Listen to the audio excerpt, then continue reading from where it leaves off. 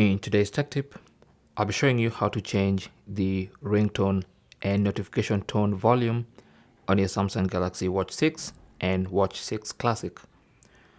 So what you need to do is simply swipe up and then find the settings icon, tap on it, and then on the settings page, scroll down and tap on sounds and vibration, and then scroll down to volume.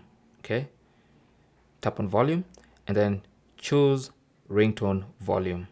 Okay, now here you can use either your finger to reduce or increase the ringtone volume, and then of course you can also use the rotating bezel to increase or reduce the ringtone volume. Then I'll go back one step and then choose notification, and then here you can also choose the volume for notifications for your Galaxy Watch.